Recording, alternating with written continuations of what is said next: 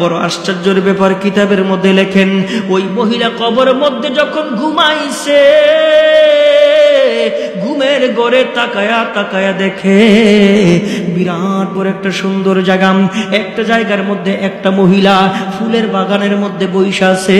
ওই ফুলের বাগানের মধ্যে মহিলাটা বসা, ওই মহিলাটার মাথার মধ্যে একটা পাখি দুইটা ডানা দিয়া মহিলাটারে বাতাস করতেছে। সামনে জান্নাতি খাবার, সামনে কত সুস্বাদু অনেক সুন্দর সুন্দর জিনিস, আর একটা পাশে মহিলা বসা আছে।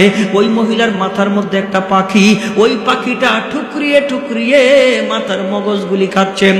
এই দৃশ্যগুলি দেখা মহিলাটা ডাক দিয়ে কয়, কে তোমরা, কারা তোমরা, কোন অপরাধে আল্লাহ তাআলা তোমাদের এই শাস্তি দিল? এ মহিলা, তোমার আল্লাহ তাআলা এমন সুখের ব্যবস্থা কেমনে করলো? ওই মহিলাটা ডাক দিয়ে কয়, আমার স্বামী আমার প্রতি সন্তুষ্ট ছিল গো, এই কারণে আল্লাহ তাআলা পাখি দিয়া বাতাসের ব্যবস্থা করছে, জান্নাতি খাবারের ব্যবস্থা করছেন।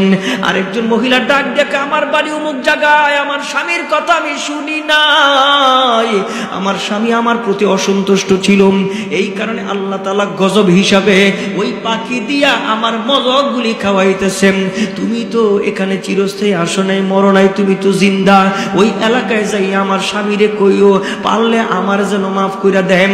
আমার বন্ধুগণ 3 দিন পরে কবর থেকে বের হইছেন।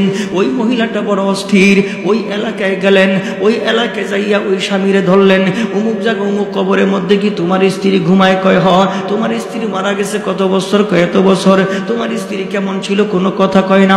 হায়রে, যত হোক স্ত্রীর বদনাম স্বামী করতে পারে না, স্বামীর বদনাম স্ত্রী করতে পারে না।